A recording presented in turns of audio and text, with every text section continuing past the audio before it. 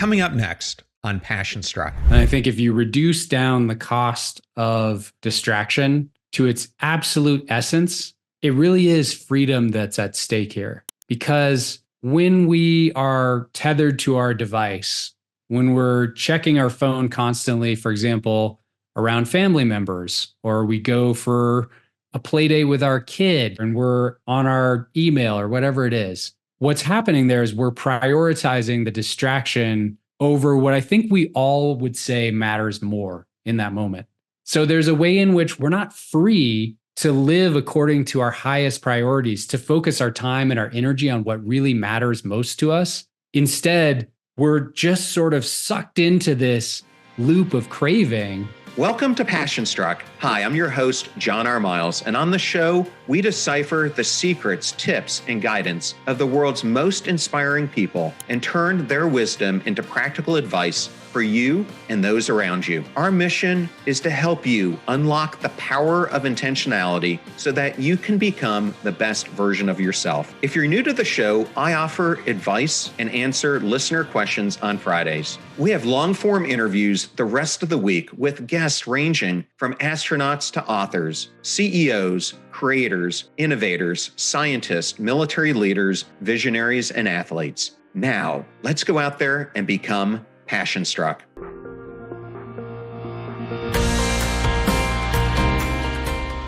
I am so honored and thrilled to have my friend Nate Klemp on Passion Struck. Welcome, Nate.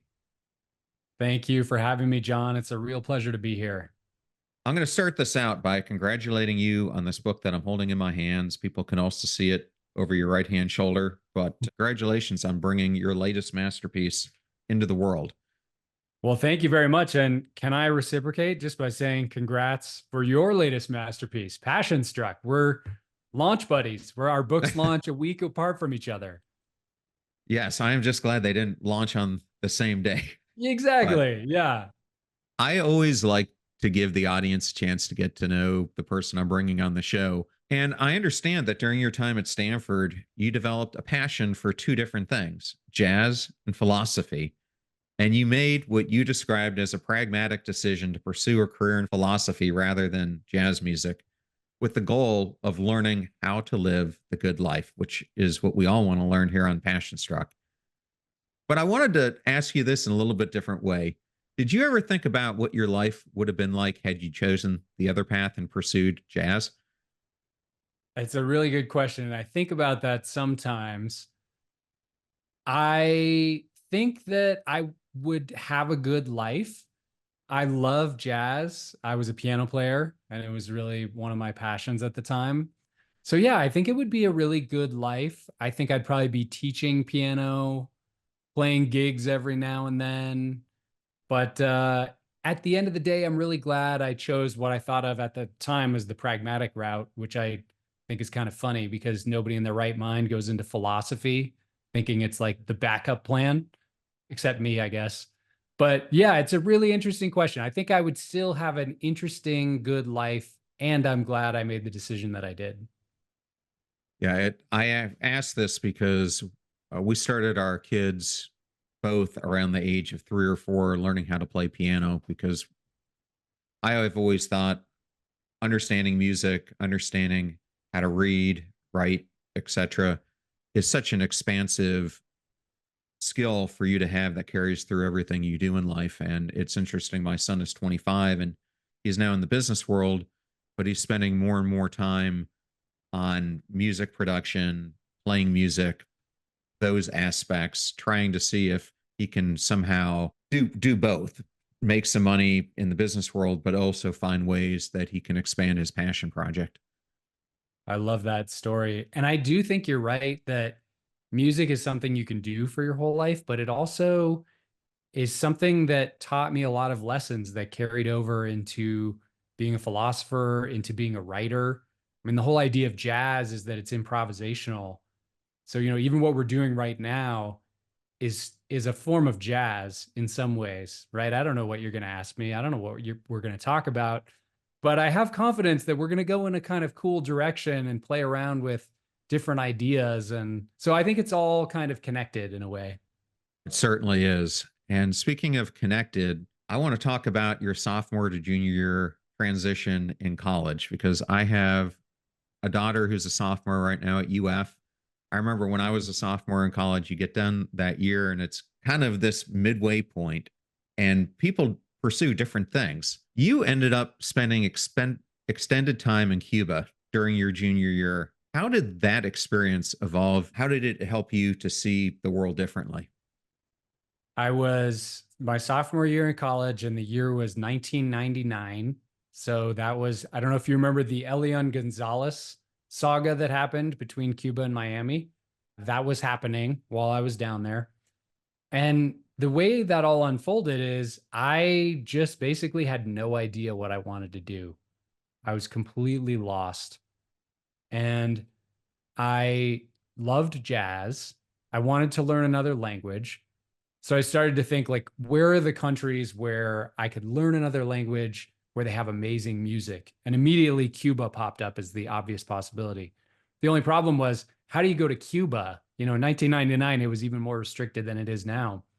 So I ended up getting my own license from the US Treasury Department and basically going down there by myself. I was supposed to have a study abroad program, but that fell apart. They couldn't get approval. So I'm 20 years old, just going to Cuba by myself. I knew one person there who helped me find a host family. It was kind of a crazy experience. I'm actually surprised my parents let me do it, to be honest. But it ended up being such a transformative experience for me because Cuba gave me this break from the kind of chaos and the stress of my college life. And that's actually where I started to realize that philosophy was something I was really interested in. These questions about how to live the good life, reading some of the great works of history. For whatever reason, being in a country like that with a totally different political system helped me come back to my life in America and see it with totally different eyes and really start to wonder, what are the basic ideas and principles underneath all of this? So that was the real gift of that experience.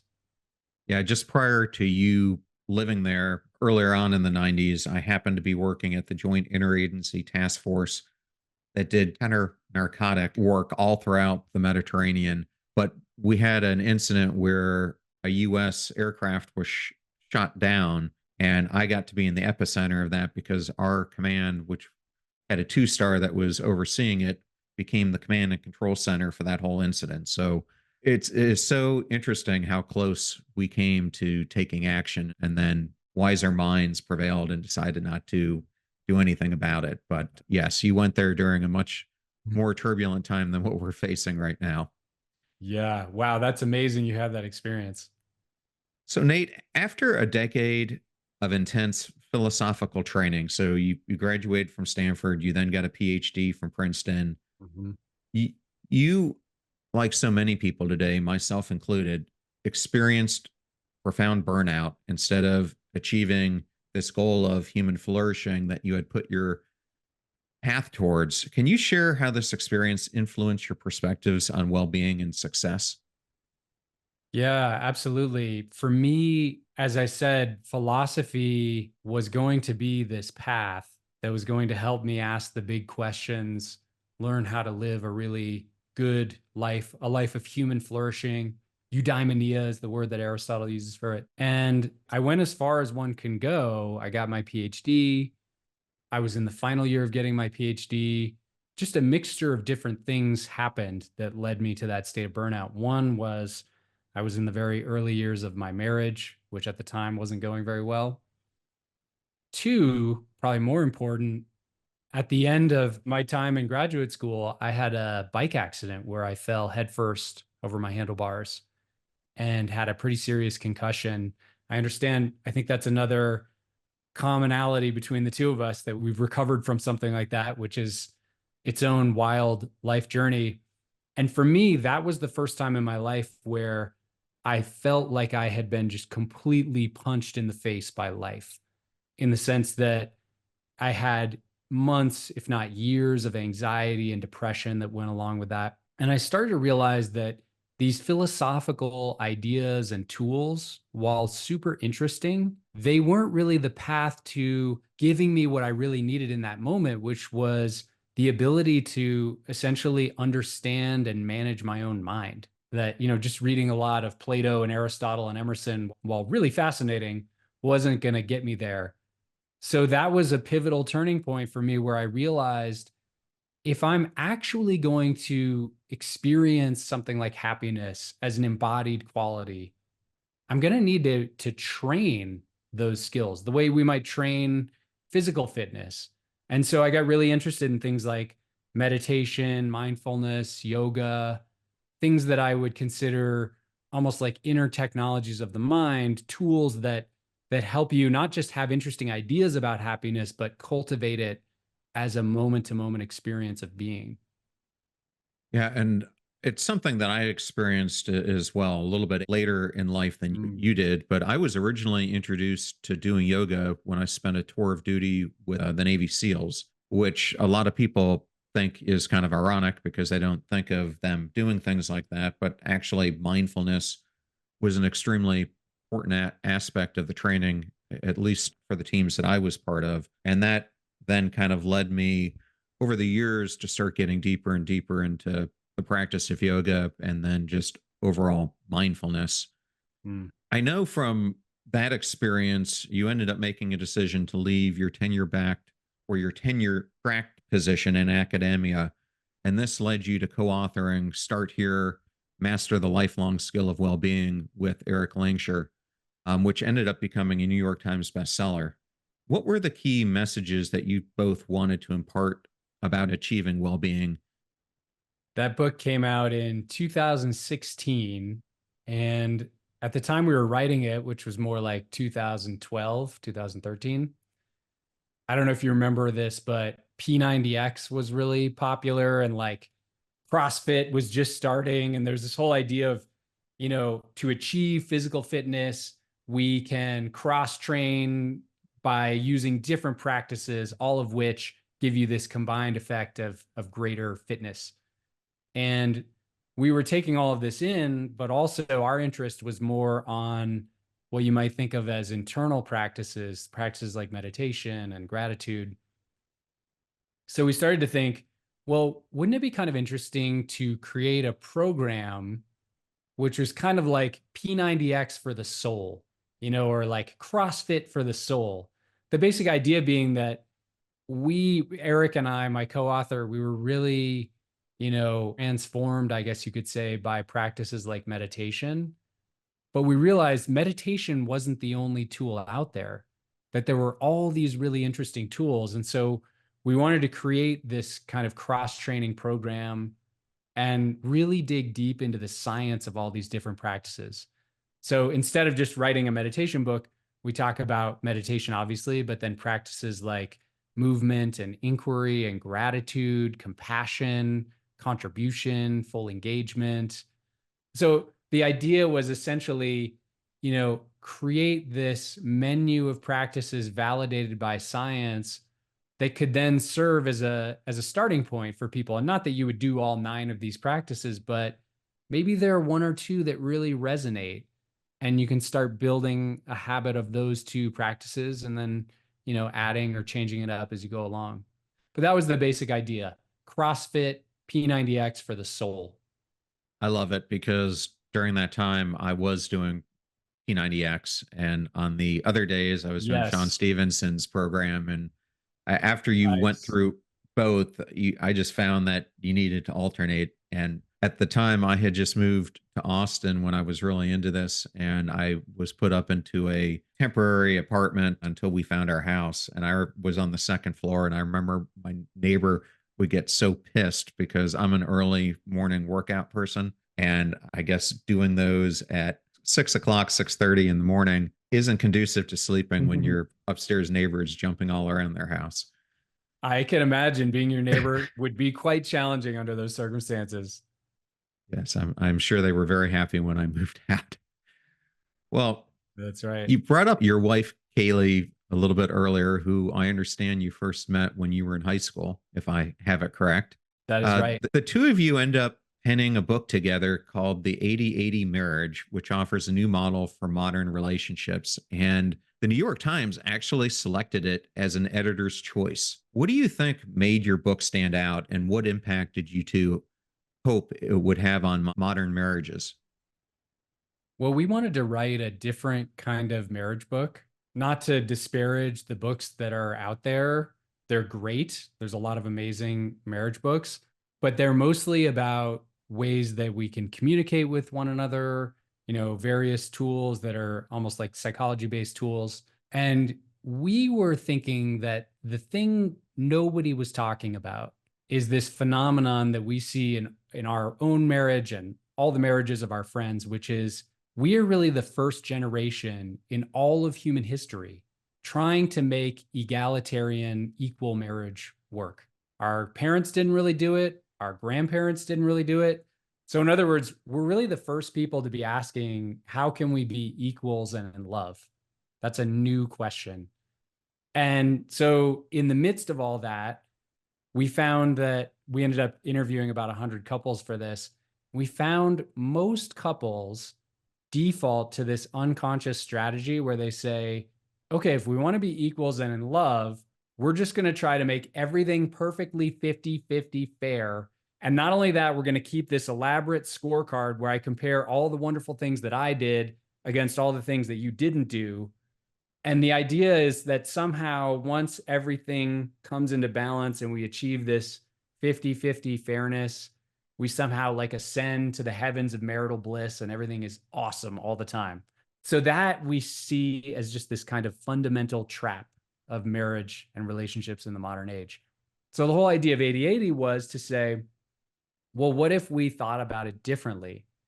What if we thought instead of trying to contribute my 50%, I try to contribute 80%, knowing that that's a mathematical impossibility, knowing that it's probably not even possible to do, just in terms of the balance of contribution. But what ends up happening is there's this shift in mindset from a mindset of fairness to what we think of as radical generosity. And that shift in mindset can be so powerful for relationships. Not only relationships, Adam Grant did some great work about the power of gratification in the workplace and showed Yes. that places that have more gratitude are actually 55% more productive than those that are not. So, definitely Right. a life skill that we can use in multiple areas of our life. So, I want to review this. So, you did a boot camp for well being with Start Here. You Yes. then kind of did a boot camp for how to redo marriages in the 80/80 marriage. And now you've decided to tackle what is becoming an increasing issue in society, and that is distraction in your new book, Open. Yeah. And I wanted to open this up, given we're talking about open, by Love talking it. about the Yep. anatomy of attention. Why is it that we often find ourselves in control of our lives in the physical world, but not in the digital world? There is something really unique about the digital world. And I think this is another one of those new predicaments that our grandparents didn't experience, their grandparents certainly didn't experience. And that is that we live in a time where we're surrounded by technologies of distraction. And that's somewhat problematic, but I don't think that's the real problem. If you go one level deeper, the real problem isn't just that we're distracted, it's that we crave distraction. We're addicted to distraction, many of us. We have a compulsion to distract ourselves.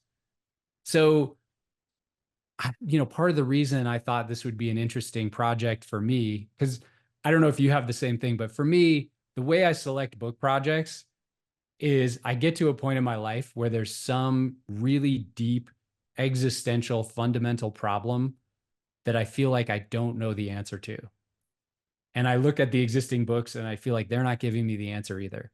So, so the way I stumbled upon this project is that I was having that experience with my screens in the sense that I've been doing all these practices, yoga, meditation for years, gratitude, all sorts of different well-being practices.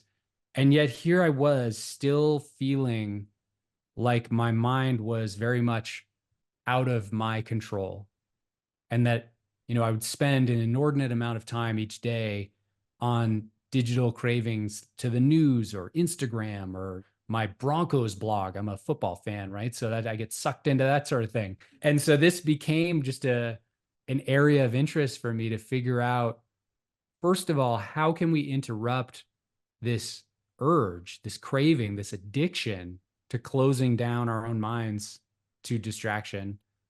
But then second, how can we actually open the mind? So it's kind of like a two-part thing. How do we close less? But then also, there's something about a more open mind that I think is really interesting and powerful, and a mindset shift worth exploring. So how do we do that? Was another part of the question.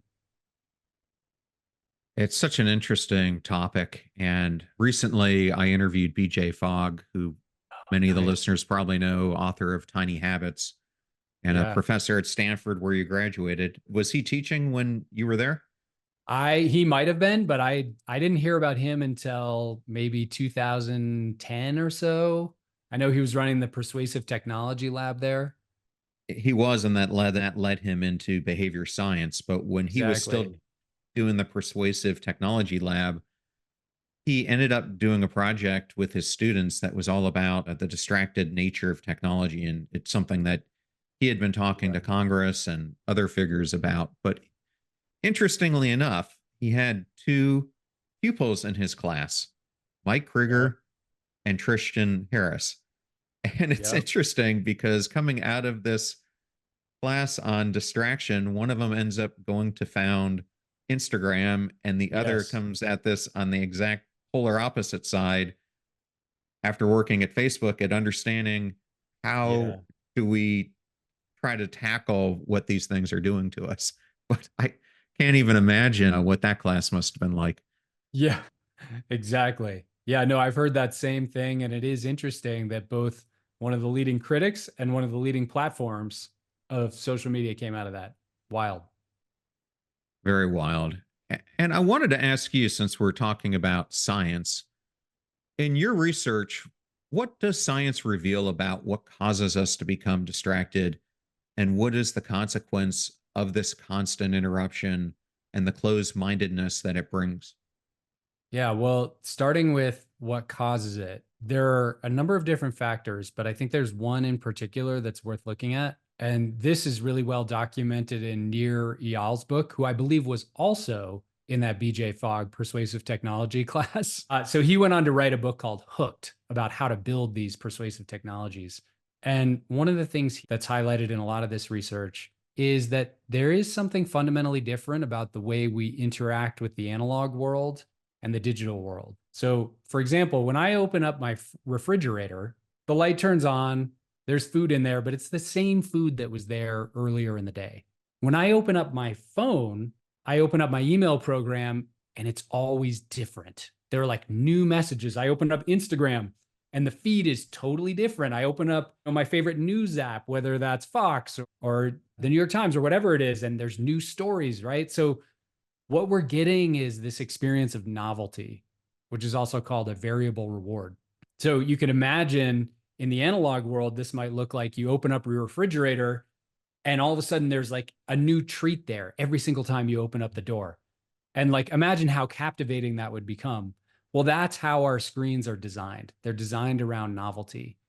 And we know from the brain science that every time we have this experience of novelty, the brain takes careful notice of that because, from an evolutionary perspective, there's something new happening here. We need to pay attention to that. And one of the things that happens as a consequence is we get this like burst of dopamine, the pleasure associated neurotransmitter in the brain. And so there's this whole cascade of hormones, neurotransmitters that happens around novelty. And that I think goes a long way to explaining the underlying craving, why we're not just distracted, but we're sort of seeking out these distractions. And then of course there are things like, the endless feeds that happen, or you're watching a video on Netflix and it just automatically queues up the next video. There's social reward strategies, all the likes and the comments and things like that. There's streaks, right? So there are all sorts of these persuasive technologies built into the devices that we use every day. But I think when it comes to the foundations of our craving, that novelty bias of the brain that gets activated is really the key thing that's keeping us coming back and back again. And I'm not sure if you've gotten to this part in my book yet, but I think it's chapter 13. I have a whole chapter that I wrote about becoming a conscious engager. Mm, And in this chapter, I really explore this concept of the fact that so many of us are living a pinball life, which is really what you're describing in the beginning of the book. And I liken it to we become the pinball in the game of yes. pinball.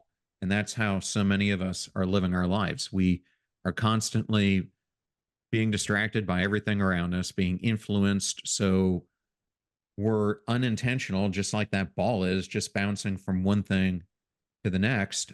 And most importantly, which is what I tried to do in the book, we start living this inauthentic life where we get further and further away from our aspirations. And I just had Hal Elrod on the show, and we were talking about how Cornell published this study in 2018 that to me is just mind blowing. Out of thousands of people that they interviewed that were getting close to their deathbed, 76% of them said their biggest regret in life was that they didn't live to the life that they aspired to live. And when you think about the distractions that are happening all around us, what it's causing us to do, and it's why you explained you wrote the book, is you start feeling this subtle urge to this close that's growing inside of all of us. And the way that I likened it was you and I have both experienced burnout. And for me, it started out like you described this closeness starts out almost imperceptible until it grew into this raging Yeah. fire.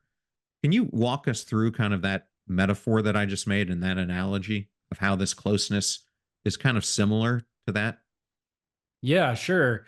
Well, and I also just really want to highlight the pinball metaphor that you talk about in the book. I think that's so important. And that might just be the fundamental principle underlying all of self improvement and self development.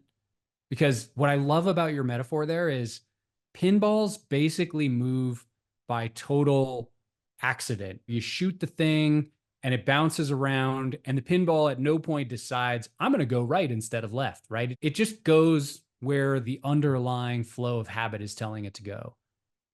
And I think that for all of us, that is the way in which we experience life by default. I like to call it life by accident. Or you could see this in relationships too. Most relationships are structured by accident. And what your invitation there is to do, which I think is like the fundamental move in all of self improvement, is to shift from living by accident, being in your relationship by accident, using your screens by accident, and just kind of winging it, to bringing intentionality to it, to doing it by design. And so I just wanted to highlight that because I feel like if there's one principle that I try to think about in terms of why we do this work, that's it. Like we're just trying to bring a little bit more intentionality to our habits, our relationships, how we use screens, and there's all sorts of dimensions that we can bring that intentionality to. So yes to that. And then you were asking about the imperceptible movement towards something like burnout. I think you're absolutely right that I think for all of us who have experienced it, it's definitely not an overnight thing. It's a consequence of, I think, that pinball like experience of having these habits that may have served us in some previous era of our life, but no longer serve us, that are more or less unconscious habits that are running the show. And I think the gift of burnout, and I'd love to hear your perspective on this as well. But to me, the gift of burnout is, for me anyway, once I hit that moment of burnout, I could no longer sort of push away these unconscious habits. I could no longer live in a state of denial. I had no choice but to face something is not working in my life. And to me, I see that as like the gift of those moments is that there can be this kind of new perspective that emerges, new opportunity that emerges to create new and more optimal habits. But I'm curious if for you, because I know you had a similar experience, like did burnout have that kind of paradoxical gift to it? Yeah, I'll touch on that. I do think it did have that gift, although it was a painful gift. It was a Yeah, gift it's not a gift I would I ever want to give anyone. yes, it's a gift I would hope no listener of this show ever has to deal with because, Yeah. man, I found myself just completely numb to the world. And when you start feeling burnout in one area of your life, man, does it eventually cascade into every other area of your life. And the analogy that I was trying to bring up was that similar to burnout, I think this rage of distraction driven by distraction has the same phenomenon because similar to burnout, when you start checking your phone, it's almost imperceptible how often you're doing it. And then over time, this pattern keeps increasing. And I wrote about in that same chapter Tim Cook and his own phone use, which is one of the reasons he's such a big advocate that people look at their time use on the Apple phone and that they Yeah. had that on there to help them log it. But he found himself that he was abusing this far more than he ever thought he would. And I do Toastmasters, and a couple weeks ago, there was this brave girl who got up there to deliver her speech on this whole topic of distraction. And she self-professed, I think she's probably late 20s, early 30s, that when she started doing her own audit, that she was spending somewhere between 6 to 7.5 hours on her phone a day. People in the room just kind of all nodded. And what ends up happening, similar to burnout, is that we don't even know how much it's starting to occupy our lives. But just like the numbness that I felt, I think Yep. distraction does the same thing because it takes us away from our relationships. It takes us away from our career. It takes us away from being creative. It takes us away from free thinking. And I'm going to go to exactly what you were talking about with intentionality, given that this podcast is all about creating an intentional life. I think Yeah. focus and intentionality go hand in hand.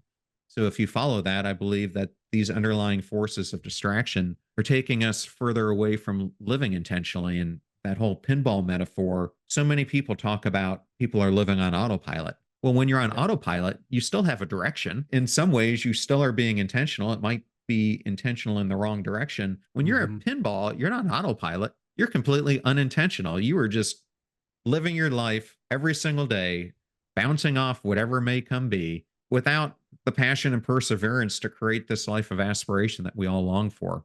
And I think that this distraction is one of the largest things that's causing this impact of unhappiness, of a lack of significance that so many people are feeling. And I really think it's this feeling of unmattering that now is leading to the epidemics of loneliness and hopelessness.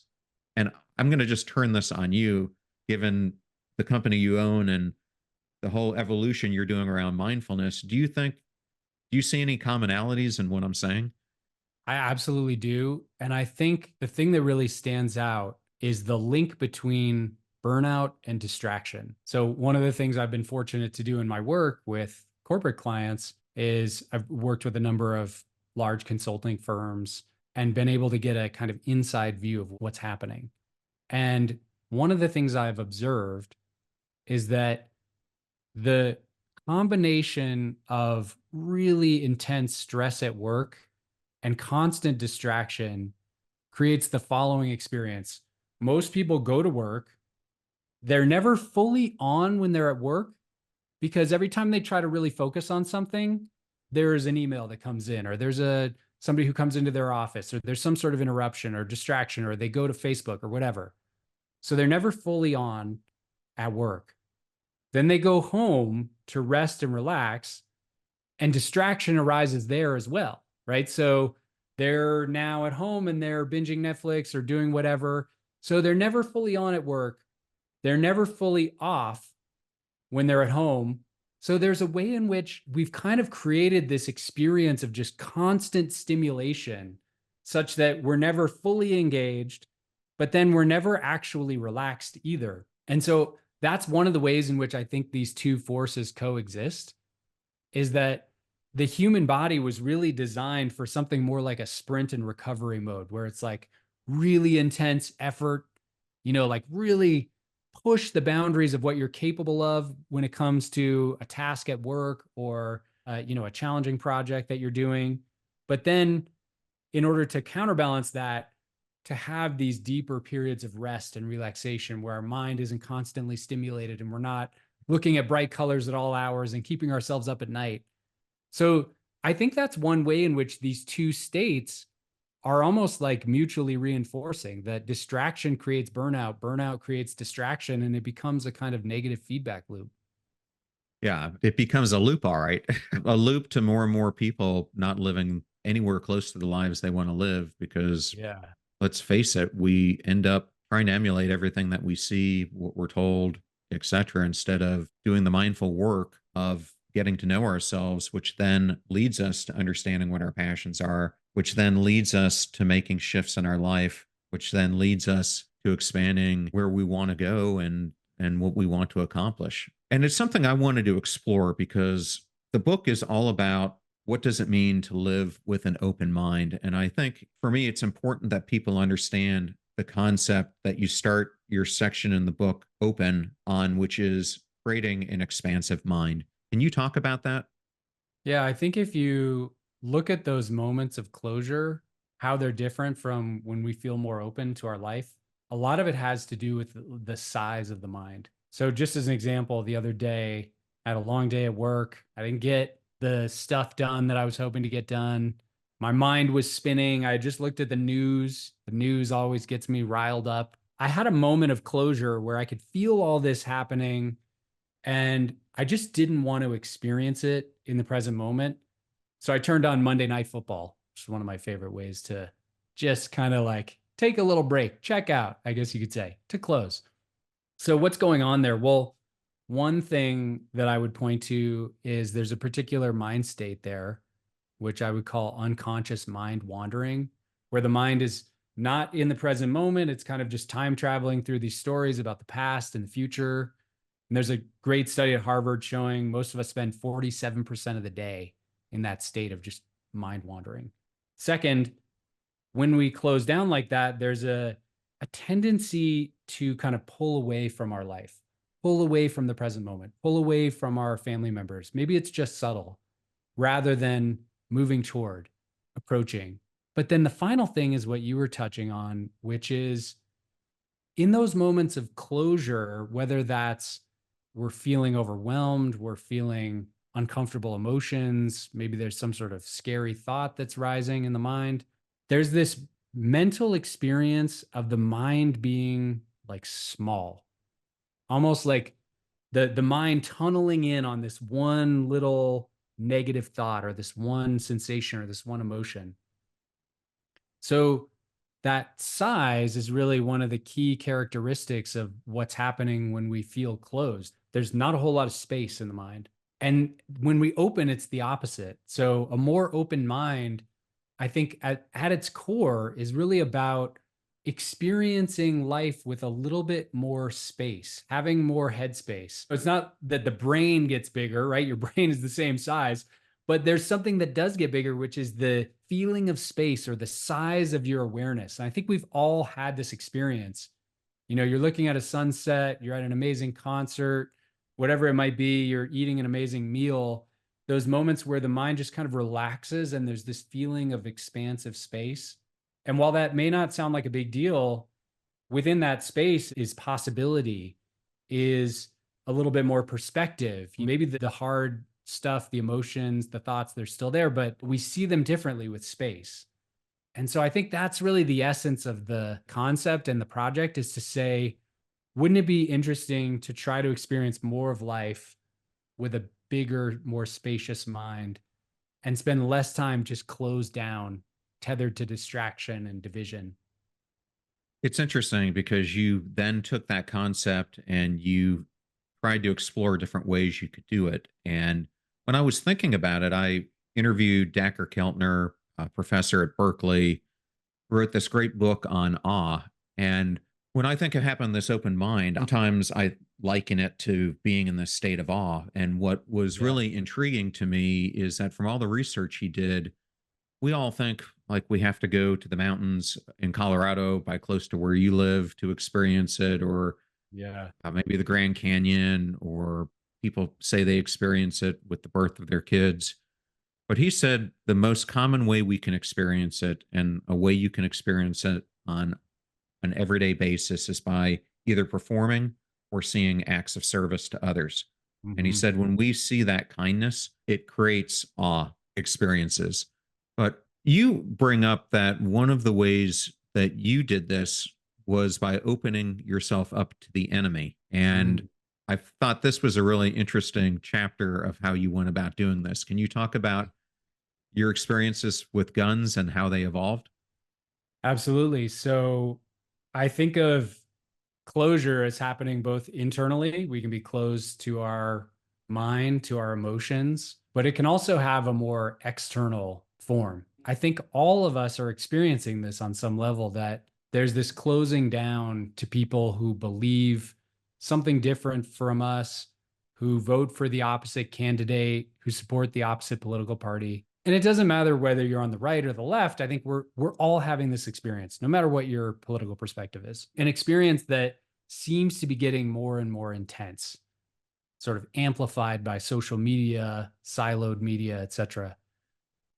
So in the book, I was trying to figure out, well, how can I set up an experience for myself of just radically immersing myself in the other side? I live in Boulder, Colorado, which is a pretty left-wing town. I'm sort of center left. I historically have been an advocate of gun control. Guns scare me. I've never owned a gun, never really even shot a gun.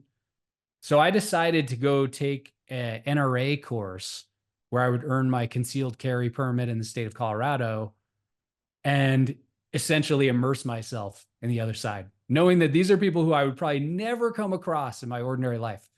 So I did that. And one story that I think was just kind of illustrates like the paradoxes that I experienced. I got to this training in rural Colorado and I wore my Denver Bronco hat thinking, we're all in Colorado. This is going to be my way of finding common ground.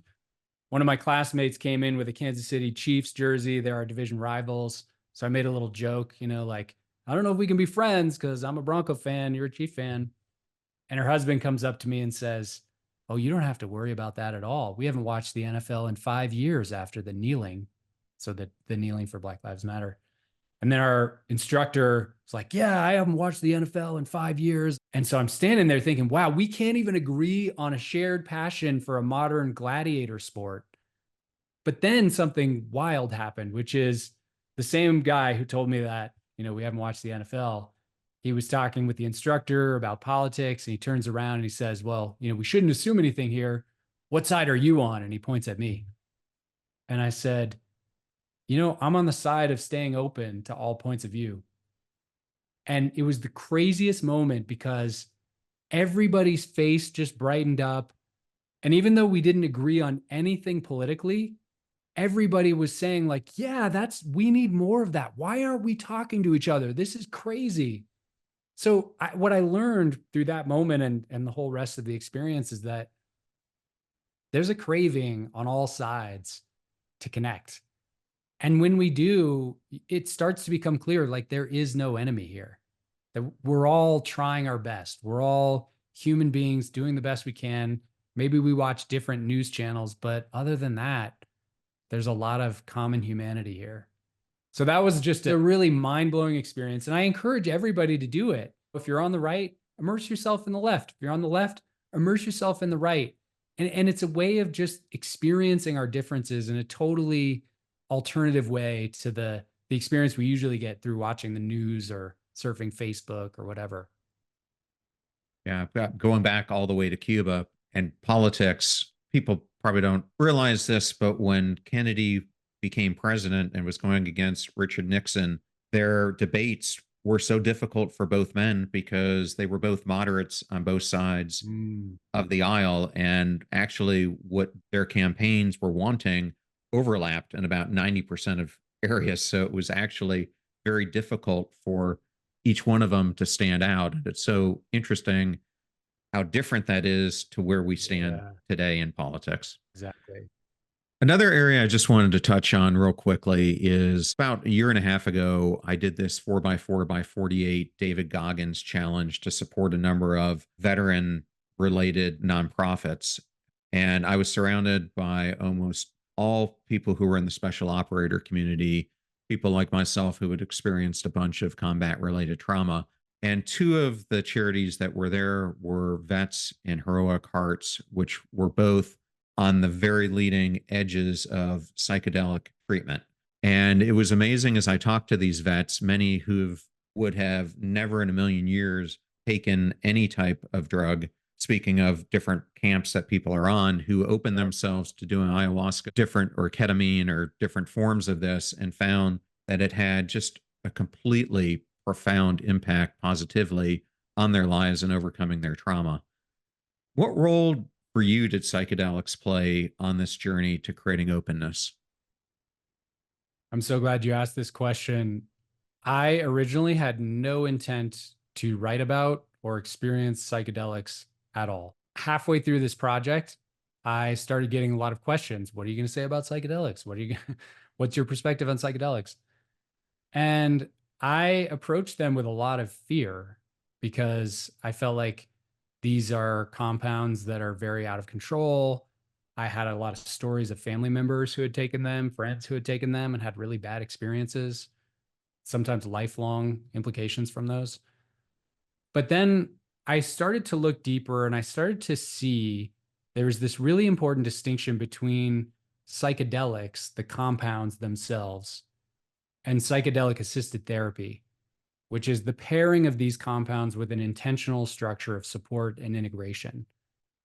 And once I started to understand that and I started to read the research, it became clear to me that there's something that's possible with the kind of structure, guidance, and support that's not with psychedelics alone, which is to really integrate these compounds into a process of therapy itself. So, one of the most amazing things that happened for me is I've had a fear of flying for, I don't know, 20 years, really since 9/11. I just would have these experiences being on airplanes where I couldn't really explain where it was coming from or why I was feeling it, but it was just fear, anxiety. And so I had a ketamine assisted therapy session with Sarah Lewis, who was my therapist and my guide. And I put on the headphones and I put on the eye mask. And all of a sudden, I was like on this plane, not a real plane, but a plane in my mind, felt like a real plane. And it was one of the craziest experiences because, unlike anything I had ever experienced in the last 20 years, I was in love with airplanes. It felt so good to be on. I felt like I was at home on the airplane. And then I had the experience of watching this commercial airliner crash to the ground, watching myself be incinerated by the plane. And my first thought was like, God is a plane crash. This is one of the most beautiful things I've ever seen.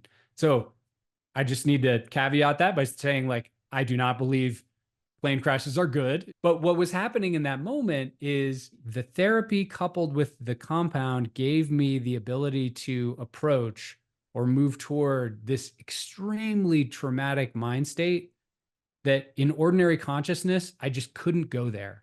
Like my mind would just recoil. I'd automatically feel fear. I'd automatically feel some sort of trauma. And I think that's the real possibility here is opening up spaces where we can re-experience some of our most traumatic memories or thoughts or experiences in such a way that we're able to see them differently, that there's a new narrative around them, that we're able to become more adaptive to them. So I'm with you in that, like, I don't recommend people should go out and take psychedelic compounds. But I do think for veterans or anyone who has PTSD, significant depression, anxiety, things like that, they can be interesting, if used in a very careful, structured way. And I've two great episodes that if people want to learn more about this, they can Mm. tune into. One was with Professor David Yaden, who got his PhD at a University of Pennsylvania and is now teaching and working at the Consciousness Center at Johns Hopkins University, which is probably the most preeminent body that's Yes. looking at psychedelic research. And then I just did a fascinating discussion with my friend Matthew Weintraub, who goes through the psychedelic origins of religion and how psychedelics have actually been a part of our customs for centuries. Mostly they were natural use ones when you think of the Native Americans or the tribes down in Central and South America who were using natural compounds to do mind expansive things. So both are two very Yeah. good episodes on this. I just want to Yeah, say, go I ahead. want to appreciate you for your openness, having been a vet yourself, to having these conversations on your show. I think that's a really big deal just for us to have a more public conversation about this. So thank you for that.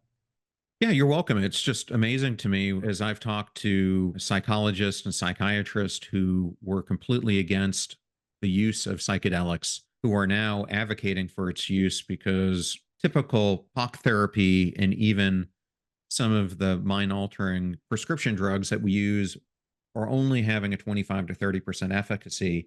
And the phase 2 and the phase 3 trials are showing that psychedelics are having 67% to 80% efficacy with long-term life-altering changes. So it is something that people need to be paying attention to, but to do it in a way that's supervised, as you suggested.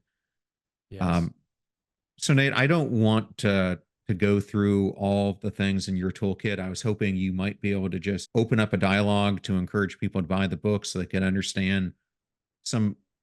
Maybe you can give them a teaser of what's offered in the book. Yeah, well, I would say lots of different tools. Some of these tools are about how do we interrupt that momentum toward closing that we were talking about.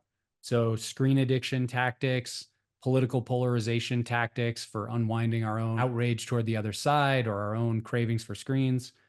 But then, as I said before, most of the book is really about tools we can use to experience a little bit more openness in our mind. So, we talked about psychedelics, opening to the enemy or the other side. But there are numerous other tools that I think can be quite useful. So I talk quite a bit about meditation. One of my favorites is actually street opening. It's this idea of bringing meditation into the world. So I have a chapter, for example, about spending a day at Costco, turning my local Costco into a meditation retreat center and seeing my local Costco from that place of awe that we were describing earlier, and how we can essentially turn these throwaway moments of everyday life in airplanes and Ubers, waiting in line, into opportunities to open more. And then also various practices we can use for sort of slowing down the nervous system, unwinding tension in the body, and just creating more space for this experience of openness to happen more in our life. So yeah, lots of different tools. And it's one of those books where I just really believe that we would live in a better world if we all paid a little bit more attention to trying to be a little bit more open, both to our own internal experience and to other people who we might disagree with.